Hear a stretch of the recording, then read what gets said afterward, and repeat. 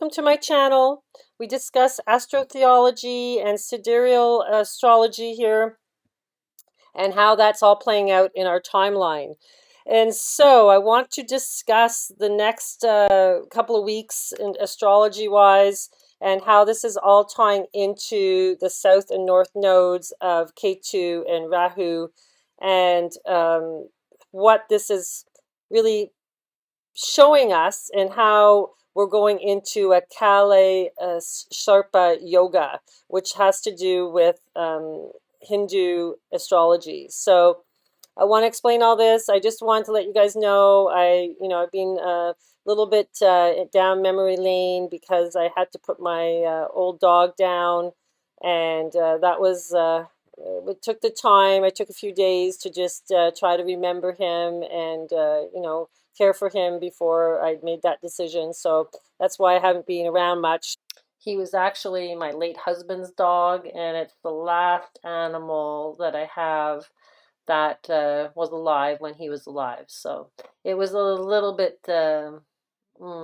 emotional, I would have to say, but it's for the best. He's happy again. And he actually came to me in a dream, and he was really happy to see me. But the weirdest thing was, he was up on a platform, and I came up the ladder, and he decided to pee, and he was peeing down into a bathtub. It was so really weird, because when he couldn't walk anymore, he wanted to drink his own urine all the time. So back to the urine therapy. So it was just really weird. So, but I know he's happy. I want to talk about the moon placement this month. We had the full moon. It was on Java, which is the ascension star, and that happened on March 18th. And actually, that was the day I put my big dog down, my Weimaraner, and did it on that day on purpose because it was on the ascension star. So that is a really important full moon that we just had, and it was called the pink moon. Now, the moon is now going close to Shambhala star, which is at the lower skirt of Virgo. And that Shambhala would be inner earth, Tirna Nog. Now, you can see that it's north of the ecliptic, and it's on its way going south of the ecliptic. And this is what you would call Ketu. Okay, this is how the north and south nodes are mapped. It's when the moon is going in it goes in a wave. It goes above the ecliptic and below the ecliptic, and that's kind of really like a sine wave. And this is why the moon, I guess, is called Sin in Chinese mythology, right? Because of it's like a snake. The moon does a pattern like a snake up and down the ecliptic. And I really think probably that's where the symbolism comes with the dragon or the serpent, going around the world and eating its own tail. Most likely is representing the moon, because the moon represents memory, and also it has this, the dragon and the serpent represents wisdom. So you get wisdom from remembering who you are. Okay, so there's that symbolism that's happening with the moon and the pattern of the moon. Now it's going into the south node position, which is Ketu, and it's going into Libra. Okay, and then the north node is actually coming up into Aries. Now, Aries and Libra are the male axis on the cardinal cross. Okay, so the symbolism of this is actually creating quite a lot of, you would say, intensity, right? And I want to go into the mythology of Ketu and Rahu. So the moon is in Libra around March 22nd, and then it takes around to April 4th before it gets up into the north node position in Aries on 4/4. And that is, in gematria, is not necessarily a good number. It has gloom and doom and basically murder to it. Now, when you go into ancient astrology, Taurus, even though it's the labyrinth, it's the maze, it's where the Ein Sof star is, it's where Aldebaran star with the two eyes is the Ein Sof and the Aldebaran. Well, that is also a fixed star, and the Pleiades are there. There can be a lot of earthly turmoil when things are happening in Taurus. Okay, so the last time when we had that George Floyd, there was an asteroid coming through Taurus by the Pleiades. Now, the thing with why is it causing turmoil when Venus is like your third eye and has to do with the second house, to do with possessions and all things beautiful, and it represents your third eye, but it has this opposition to the eighth house, right, across the wheel. And that has to do with Kundalini energies, other people's energies. It's really intense and it's ruled by Scorpio. Okay, so that would be the feminine axis on the fixed cross, which would be Taurus and Scorpio, which is where these nodes were before. Okay, so now they're moving out of Taurus and they're coming into Aries and Libra. So that can represent a lot of turmoil. And now they've shifted out there. But anyhow, the whole thing with the Aries Libra axis is there tends to be more flooding. Okay, the last time 18 years ago, there was tons of flooding in 2004 when these north and south nodes were in these two signs of Aries and Libra. So the Taurus Scorpio axis has to do with Earth. It has to do with currency, money, and also death. So, it doesn't surprise me that because we're getting this shift coming from the nodes going from Taurus, Scorpio, that, there's starting to become issues with money right now, okay? And because that is finishing, so like there's a death of the currency, and now they're moving into Libra, Aries. So there's a whole other aspect now with the flooding. But then we have Aries, which is ruled by Mars, and then Libra, which is ruled by Venus. So these are the divine feminine and divine masculine energies. So we're really in like a polarity of energies with the Libra, Aries nodes in those two houses. And, this, we got to remember Mars and Venus are lovers. And their love was a betrayal. But, again, Taurus and Scorpio is ruled by Venus and Mars. So it's just a different aspect of the feminine, masculine energies. Now we're going into the I am of Aries and the justice of Libra. According to the Sanskrit epic poem, now that's the Mahabharata, the Hindu gods decided to mix up a batch of soma, the elixir of immortality. The gods were to drink the elixir to become immortal. The gods needed help from the demons to stir up the oceans to produce the elixir. So you see, it's coming from the oceans again. Now, we have Venus mythology where she is born from the oceans, right? And this is very important because we have a Venus Saturn conjunction happening soon, and I'll get into that. So out of the churning oceans with the sun and the moon, many goddess, the magic things were produced along with the Soma. Vishnu took charge of distributing the freshly made sadhya to the gods, but while it was being passed out, the demons started battling with the gods for the taste of the elixir. And in the confusion, one of the demons, Rahu, which would be the north node, disguised himself as a god and drank some of the elixir. The sun and the moon spotted the impostor Rahu and told Vishnu. Just as Rahu was swallowing the Sama, Vishnu sliced off his head with a sword. Since the Sama had passed into his throat, the head had already become immortal and remained alive. Because the sun and the moon were responsible for reporting the misdeeds of Rahu, Rahu the head chased the sun and the moon across the sky and tries to eat them. Occasionally, he catches and swallows one of them, causing an eclipse. but the victim quickly falls out of Rahu's throat and the eclipse ends.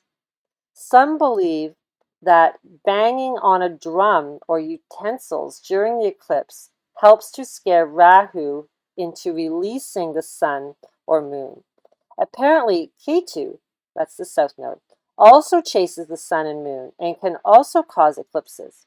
How the headless body swallows either the sun and the moon is not clear to the author. Now, an eclipse only occurs when the moon is actually passing over the ecliptic with the sun, with a conjunction with the sun. That's so when it's in the like above the ecliptic, there's no eclipse when it's passing, by the sun, or when it's below. So it has to be in its wave and it has to pass right across the sun, and that causes the eclipse. How the lunar nodes work in your chart is explained here. The nodes play a powerful role in non-Western astrology. Kabbalah astrology focus primarily on the lunar nodes. These systems calls the North Node your Ketkan, the correction, and view it as a karmic adjustment your soul must make. Vedic astrology calls the nodes of the head a Rahu North Node and tail Ketu South Node of the dragon, and take a harsher view of the South Node's karma.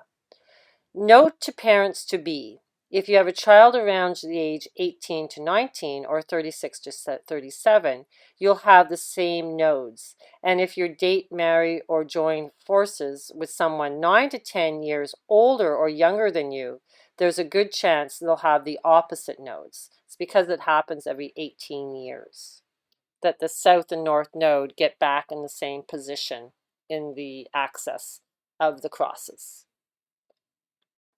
I've explained before in other videos the whole birth of Venus and how it would happen that Jupiter, Zeus, ended up cutting off the testicles of Saturn, Cronus, the keeper of time. He is the god of the golden age. And in the froth, in the ocean, Venus was born. Okay? And then she was gently pushed to the shore with the south wind. Zephyrus, right now. So now we have in Capricorn on March 28th, we have a Saturn-Venus conjunction. We also have the moon there. Okay, so this is really, really important because it's actually happening in Saturn's house, his main house, which is Capricorn. He's the keeper of the keys. He also rules Aquarius, but at this point in sidereal astrology, he is considered to be in Capricorn, not Aquarius. Oh, and sorry, Zephyrus is the west wind, not the south wind. We also have the comet there, 22P Koth, and Mars is there. Mars is her lover, right? So this is all happening in Capricorn. So this is really fascinating. So Venus technically represents love, right? She represents the love goddess. But she also has a harvest side to her, like the goddess Cabela and also Fortuna. These all represent the harvesting. So, how is this going to be interpreted into our reality? It's really what frequency you're at. But all I'm saying is this is really important that we have a Venus-Saturn conjunction happening. And this month is quite heavy, April. There's a lot going on, same as March was. There was a lot going on. So, but we also have the god of war, right? He's there too. So, and the moon is there. So it's to do with emotion. So it's like, there's a mixed bag of how it's going to manifest. But Capricorn is the strict father. He's like authoritarian.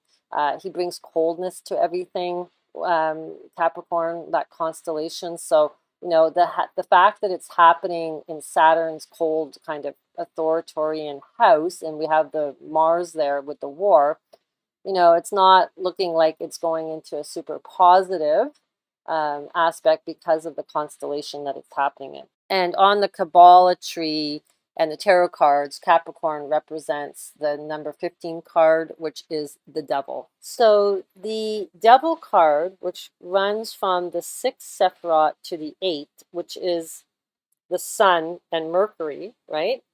We have a Mercury-Sun conjunction on April 1st, which is, Fool's Day, right? April Fool's Day. So, that represents the Fool card, right? And this is just 11 days before the amazing Neptune-Jupiter conjunction that's happening on April 12th. That hasn't happened for 166 years. Okay, so then we see the cluster of Venus and Mars and Saturn. Venus is getting closer into Aquarius by April 1st. But the fact that things are happening, like what I'm starting to realize that I think they're really using the Kabbalah tree. And so when you have the Sephiroths aligning in the sky, which rule the Sephiroths, that's what's playing out in our reality. So the Devil card, not only do we have the Venus Saturn birthing, right, of Venus, and this is representing the Devil in a way because it's happening in the Devil constellation of Capricorn. We then have the two Sephiroths joining on April 1st, which is the Devil path. And that really is life force going into action. That is what that represents. Okay, so it's interesting that, it's all playing out. The sixth Sephiroth is the Sun, and the eighth Sephiroth is Mercury. So that's when we have those two conjunct, we're riding on that path, and that's the Devil path. Now, right when we have this Mercury-Sun conjunction in Pisces, which Pisces is all to do with spirituality, Chiron is also there. He officially goes into conjunction with them on April 2nd. And Chiron is the wound that you have to take on. It causes pain, but you have to learn to heal from it so that you can help other people. Now, Chiron in Pisces, which is ruling the 12th house, has a lot to do with feeling like the spiritual world is a little bit out to get you, right? It's also can cause, in a negative aspect, it can cause addictions and depression, and it's like it's asking you to find your greater purpose, like more than what's happening to you, but more seeing yourself as just a player in the big universal scheme of everything. So that's really what's that wound represents. So it's asking you to heal so you can see the bigger picture of your spirituality. 12th house is ruled by Neptune and Jupiter, right? And this is happening on the tail of the whale, that right fish. That's where that conjunction is happening. So this is really a very esoteric spot in the sky. Like I've explained before, you have the three guided stars coming from Polaris to that point. And I do believe that circlet of Pisces is the crown of Christ. So it's very Christ consciousness, because that's what Neptune is. He is Christ consciousness. He is the shamanic healer. He wants you to work with your dream state, your metaphysical state. He represents music, creativity, water, your feet, working with your feet to connect yourself to the ground. But it's also, Jupiter represents belief systems and belief systems in this realm. So there's like a battle going on there, a spiritual battle. It's like, are you believing, institutional beliefs, or are you believing your own shamanic ability to kind of work with your higher self and connect to your higher self? So this whole month is like, whoa, there's a lot going on, with the wound being there. So it's really about healing. So I would really recommend, work with music, work with water, massage your feet, ground outside, try to, focus on your dreams, your intuition, and get away from belief systems. Really, this is the battle that's going on. Now, when I say Neptune and Jupiter haven't had this conjunction for 166 years, I mean in this location of the sky. Okay, and also the Mercury represents not only your wisdom, your communication. He can work with your nerves, like if you can get anxious, that's to do with Mercury because your mind's too anxious. But he also works like with trickery. He works with healing, and he also works with money. Okay, so currency. So there's that aspect of the financial system having the wound. Okay, so there's a lot going on. It just really depends on how it manifests. in esoteric astrology, Neptune works with the moon, which is memory. And it's all about us remembering Atlantis before it got corrupted. And it's like we're reliving the whole Atlantis theme, where we're going into transhumanism. And, they were working with DNA and they got kind of, went against the rule of God, right? So, which is basically what's happening in this realm. It's either you choose nature or you're going to choose transhumanism, AI, right? And these two realms are splitting apart. But Neptune is also the god of storms. He's the god of horses. He's the god of earthquakes, right? And he gets angry. We know that in the Trojan War. He's has this battle against Zeus, right? And Apollo, like, right? He doesn't agree what Apollo's doing, the sun god. Okay, so we have all these mythologies where we see, that there's a good and bad side to Neptune. But let's focus on the good side of Neptune, which is to connect to your higher self and to remember, that we are really nature. That's who we are. We're very spiritual, special beings that are connected to nature and can heal through nature. And we have to find that again and remember those roots of who we really are. And those roots are connected through your feet, right? And it's interesting, he has a tail. He has the tail. He's a mermaid, right? But this is where this conjunction is happening, is on the tail of the whale. So it's really, it's just like, wow, I can't believe this is all playing out in the sky, all tying into the mythology. April 5th, we have Mars-Saturn conjunction on the tail of Capricorn, which is known as the Wheel of Fortune star, but Mars is war, and Saturn is also authority. So I don't really like that, what's going on there, because it's like that's like really intense war, right? So we'll see how it all plays out, but there's a lot of energies going along in the month of April.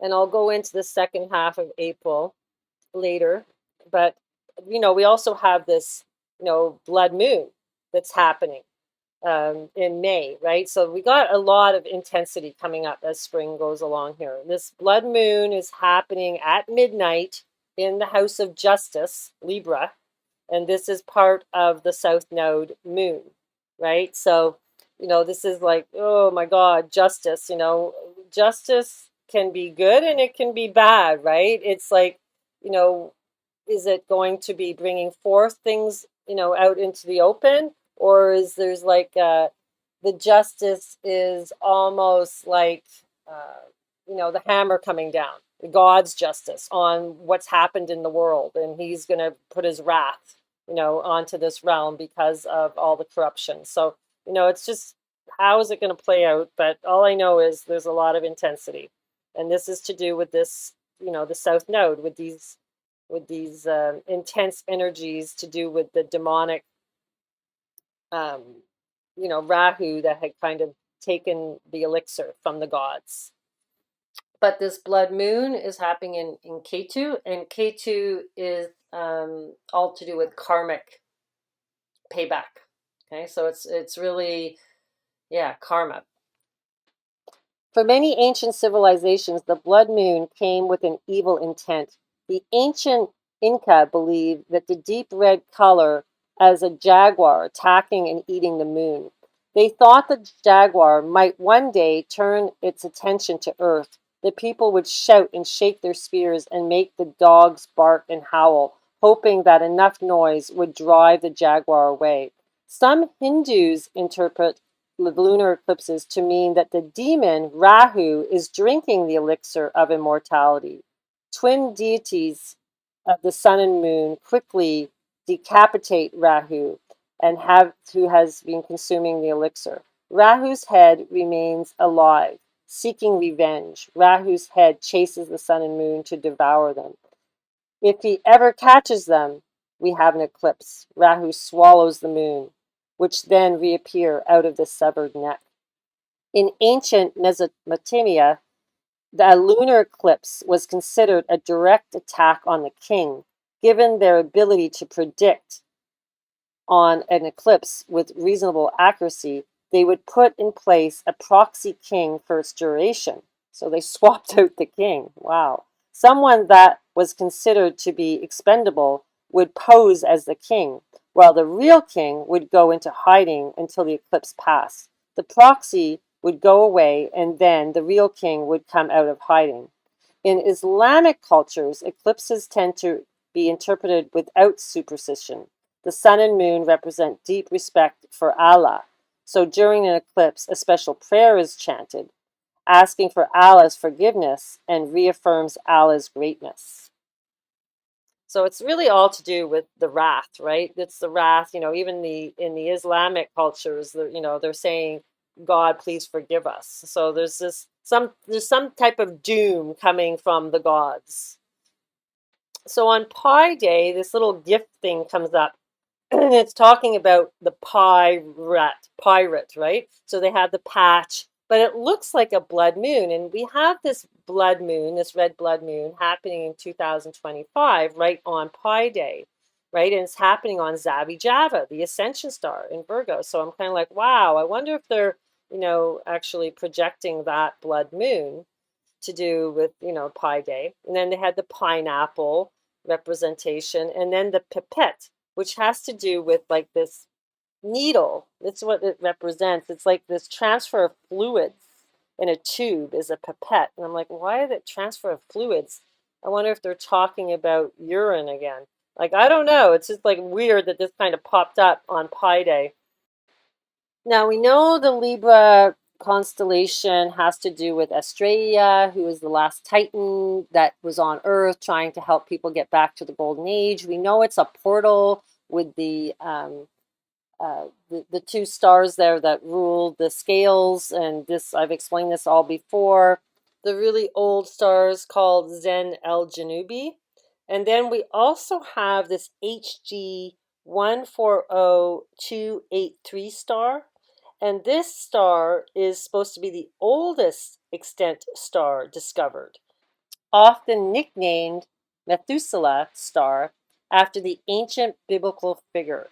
So this is tying, the whole Libra constellation is tying into this biblical figure, also tying into Egyptian with the weighing of your heart, against the feather, and then tying into the Greek mythology with Estrella being the last Titan. So it's a very important constellation. It's to do with justice, right? So here we go. So this is what's happening with this blood moon that's happening in May on the 15th.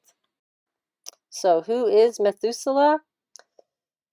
His death shall send, or man of a javelin, or death of a sword, was the biblical patriarch and figure of Judaism, Christianity, and Islam. His was the longest human lifespan of all those in the Bible, 969 years, according to the book of Genesis. Methuselah was the son of Enoch, the father of Lamech, and the grandfather of Noah. So back to the flood, right? It's always back to the flood and Atlantis and everything. Now, he's mentioned in the Bible in 1 Chronicles and the Gospel of Luke. So here they're basically saying how the blood moon in Christianity has always been like really bad and, prophesies that something terrible is going to happen. And many firm believers, anytime that we post about lunar eclipses, the comments are flooded with people claiming the end of the world. There is also a reference to the blood moon in Revelation 6:12, part of the passage about the seven seals. I looked when he opened the sixth seal, and behold, there was a great earthquake, and the sun became black as the sackcloth of hair, and the moon became like blood. So in the end, lunar eclipses and blood moons have been happening since the beginning of time. Watch for their true wonder unfold, and you will see the coined term blood moon does not do its justice. Give it your own meaning and name. Enjoy it with the people you love. So anyhow, Christianity wants you to believe that it's all doom and gloom. So we will see how they create the timeline. And I think it's really important to just understand what's happening in the sky and then try to give it good intention for yourself, right? Whatever happens on the world scale is the world scale. You can't control that really, except how you're feeling about it. So the more people that feel and believe in the good aspect of everything, the more the world will heal itself. The first thing that comes to mind when people think of cardinal are the cardinal points, north, south, east, and west. But it goes a little bit further than that. So because Rahu and Ketu are now going on to the cardinal cross on the male axis of Aries and Libra, let's go into what the cardinal cross it really represents. It's, the cardinal numbers are 1, 2, and 3. We also have the cardinal sins. We also have, it all tying into Christianity with the cardinal priests. So the chief pivotal principal chief essential, right? Pertaining to a hinge or cardo. So it's also to do with the heart. So also to do with the pole of the sky, the door hinge. So it's to do with the poles, right? Also to do with like the magnetic poles, and we know they're changing. It's also to do with the cardinal winds. The cardinal signs are talking about astrology here because it marks the equinoxes and the solstices, the cardinal cross. That's when traditionally, those were the signs that the equinox and solstices aligned in. Also, the cardinal virtues were divided into nature, justice, prudence, temperance, and fortitude. In theology, faith, hope, and charity.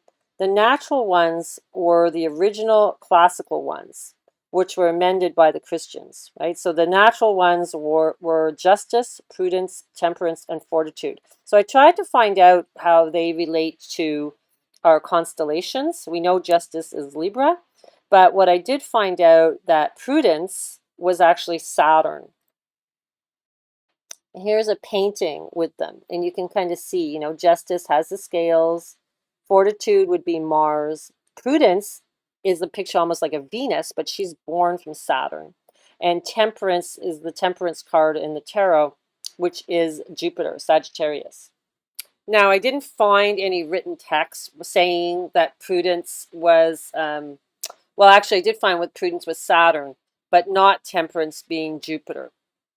Everybody has different opinions on who they represent, but from this painting, it's pretty clear to me. Venus and Saturn have a relationship, and we know we have the birth of Venus happening soon, right? It's happening on March 28th, so it's happening very soon. So Saturn here is showing faithfulness, longevity, and prudence and carefulness. The point is that the traditional virtues ascribed to Saturn, self-control, caution, prudence, and discipline. It's also responsibility. The negative side would be repress our emotions, support avoidance, encourage us not to take action for ourselves, and dig us deeper into self-denial. Violence, economy, slow change and progress, like it just delays everything, stubbornness, and patience. So it's like it's learning the hard way, the judgment of deeds in a previous birth. So it's karmic. It's your Saturn lessons. And this is why it's important to do your Saturn returns, so you kind of know what your life lesson is, the alchemy of the soul. I wanted to show you on the wheel about the north and the south nodes, how they're in Aries and Libra. But you'll notice that all the planets are on the right-hand side of the wheel. And this is on April 14th, 2 days after the Neptune-Jupiter conjunction. And you'll see the moon is the only one out of the nodes, right? Everything's happening on one side. So on the opposite side, it's just the moon there. And then the few days later, now this has been happening a lot with all the planets on one side, except, with the sun moving and Venus and Mercury move with the sun and the moon moves quick. But all the rest have been stuck on one side of the nodes. Okay, so 6 days after the Neptune-Jupiter conjunction on April 18th, we have the moon there as well. So everything is loaded on one side. And there's a specific name for this. It's called the Kala Sarpa Yoga in Vedic astrology. It's called the Serpent of Time. So this is known as the serpent, right? The two nodes. Like I said, it's like the moon making the serpent along the ecliptic, or the dragon, however you want to see it. And this is a dynamic placement when you have this in your chart in Vedic astrology. So they're saying that, explaining how it's all on one side, and then the Kali Sarpa is different depending on which end of the node is leading, remembering that the nodes move backwards. So if all planets exist between Rahu and Ketu, it will show a theme of a new karmic beginning. If all planets exist between Ketu and Rahu, there is a theme of karmic ending. The nodes represent a confusing polarity, both personally and collectively. We must be careful not to judge the nodes too harshly, for good or for ill, until we closely inspect the planets that join and the other indications. A person born with the Kali Sarpa Yoga will usually live a very transformative life, but maybe it will not be beneficial. The otherworldly energies of the nodes must be channeled as a force for good in such nativities. Any planets joined either one of the nodes in the Kala Sarpa Yoga become a strong catalyst for the transformation of the lifetime. By transits of the Kala Sarpa Yoga shows a confusing and transformational time. So this is like, whoa, we're in a really transformational time, that's for sure. So I would assume, because the moon is actually going into the Ketu Libra constellation first, that one is leading. So we have a south node leading. So with Ketu being in the lead, this would make it a karmic ending. And Mercury is very close to the north node, so this is to do with your mind, right? This is the pinnacle understanding of what this transformation is about. It's all to do with your mind and how you see reality, right? It's the whole thing about belief systems is to do with your mind, is what you believe in. And your mind is the maze, right? So you have to be able to get to this higher consciousness so you can stay in bliss state and therefore create the best timeline that you can possibly create for yourself. Now, the other thing that I noticed is that we have, no matter where you put the time on the wheel, we always get a Pluto Sun square. Pluto is your soul. It's to do with, bringing out the warrior in you. It's about bringing out esoteric knowledge to the forefront. It's all about hidden information. It's about your inner energies. It's about your fear. It's about overcoming your fear. So it's overcoming secrets inside of you. So it's really about balancing yourself, right? So there's a good and bad aspect to Pluto, but the good aspect is once you can deal with your inner turmoil, you can become the warrior and have empowerment. So we have this into a square that's happening with the sun in Pisces, which is to do with spirituality.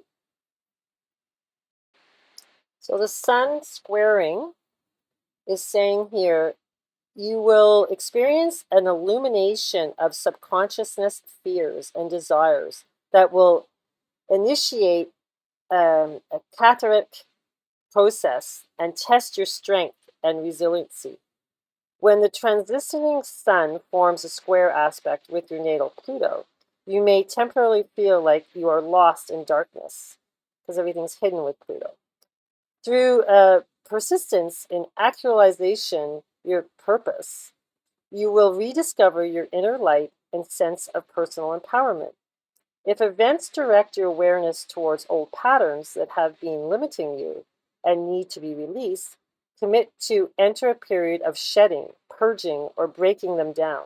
As a result, you will feel an upsurge of vitality you can use to assert yourself towards your ambitions in the future.